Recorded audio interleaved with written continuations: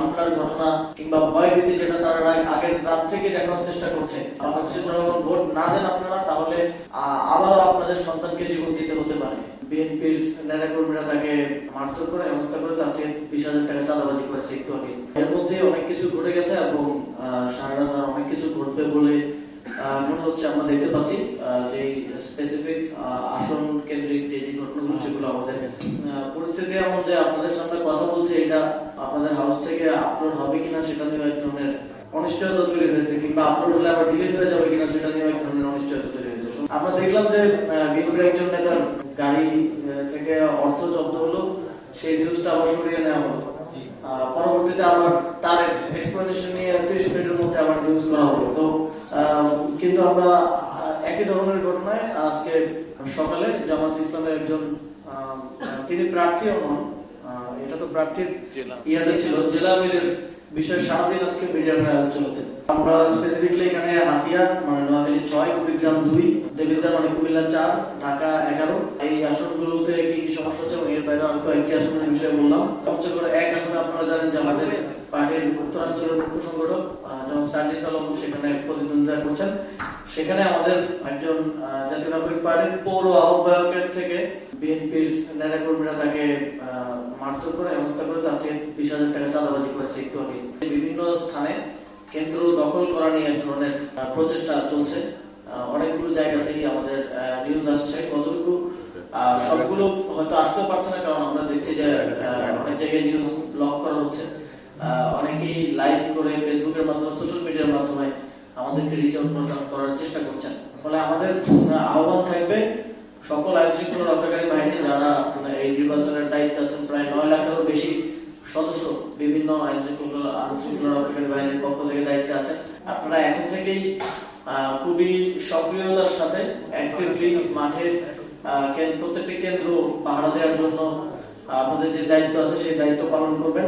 বাংলাদেশের জনগণের প্রতি, বিশেষ করে তরুণদের প্রতি আজকে আমরা আবারও 5ই আগস্ট পূর্ববর্তী সময়ে যেই পরিস্থিতি ছিল সেই পরিস্থিতির মধ্যে আছি, কিংবা কোথাও কোনো অনিয়ম হলে বা কাউকে গুলি করে মারা হলে বা কারণ হামলা হলে সেটা প্রচার হচ্ছে কিনা, এখন আমরা সেরকম একটা পরিস্থিতিতে আছি। তো সেক্ষেত্রে আমাদের আবার একটু সেই সময়টা রিকল করার সময় এসেছে এবং সেই সময়টা আমরা কিভাবে অতিবাহিত করেছি সেটা আবার পুনরায় সেই স্ট্র্যাটেজি গুলো নেওয়ার সময় এসেছে। এখন আবার যদি মেইনস্ট্রিম মিডিয়া আমাদেরকে সহযোগিতা না করে, সেক্ষেত্রে সোশ্যাল মিডিয়া থেকে শুরু করে যতটুকু সক্ষমতা আছে সেগুলো নিয়ে দেশবাসীর কাছে তুলে ধরতে হবে যে কোথায় কি কি অনিয়ম হচ্ছে। এবং তরুণদের একটা বড় দায়িত্ব, যে গণঅভ্যুত্থানে আপনারা আমাদের বন্ধুরা সহযোদ্ধারা জীবন দিয়েছেন, যে গণতন্ত্রের জন্য বাংলাদেশের দীর্ঘদিনের লড়াই এবং সর্বশেষ গণঅভ্যুত্থানের মধ্যে দিয়ে যে গণতন্ত্র পুনরুদ্ধার আমরা করতে চাচ্ছি, সেই গণতন্ত্র পুনরুদ্ধার করতে হলে আমাদেরকে আবার লড়াই করতে হবে, আবার মাঠে নেমে আসতে হবে। আপনাদের যার বাড়ির আশেপাশে, যার আশেপাশে যে কেন্দ্র আছে সেই কেন্দ্র পাহারা দেওয়া, সেই কেন্দ্রে যেন ভোট চুরি না হয়, আজকে রাতটা যেন সেই কেন্দ্রটা নিরাপদে থাকে সেটা নিশ্চিত করা আপনাদের দায়িত্ব। এবং একই সাথে আজকে রাতে যে প্যানিক সৃষ্টি করা হলো, বিভিন্ন জায়গায় কেন্দ্র দখলের চেষ্টা করে হামলা করে যে প্যানিক সৃষ্টি করলো বিএনপির পক্ষ থেকে, সেই আতঙ্কিত হয়ে কেউ যাতে আবার ভোট কেন্দ্রে আসার ক্ষেত্রে নিরুৎসাহিত না হয় সেটা নিশ্চিত করা আমাদের দায়িত্ব। এবং বাংলাদেশের জনগণের প্রতি আমাদের জাতীয় নাগরিক পার্টির পক্ষ থেকে এবং বাংলাদেশের একজন নাগরিক হিসেবে আমাদের পক্ষ থেকে আহ্বান থাকবে যে অবশ্যই আপনাদেরকে ভোট দিতে হবে।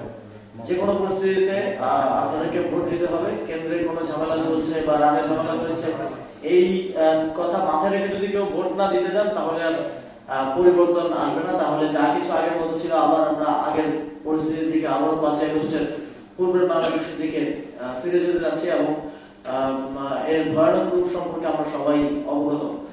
তো যদি আমরা এই আতঙ্কিত হয়ে বা বিভিন্ন এই হামলার ঘটনা কিংবা ভয় ভীতি যেটা তারা আগের রাত থেকে দেখানোর চেষ্টা করছে, সেই ভয়ে ভীত হয়ে ভোট না দেই, বাংলাদেশের জনগণ ভোট না দেন আপনারা, তাহলে আবারও আপনাদের সন্তানকে জীবন দিতে হতে পারে।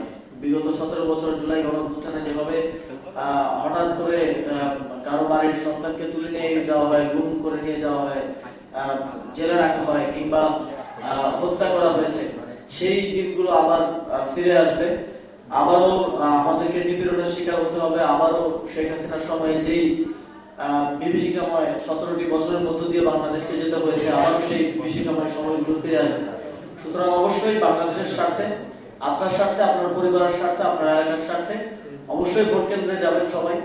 এবং যদি কোনো কেন্দ্র দখল থাকে বা যদি কোনো কেন্দ্রের নিরাপত্তা হুমকি থাকে, তাহলে এলাকাবাসী একসাথে জড়ো হয়ে একসাথে মিছিল নিয়ে প্রয়োজনে ভোট কেন্দ্রে যাবেন।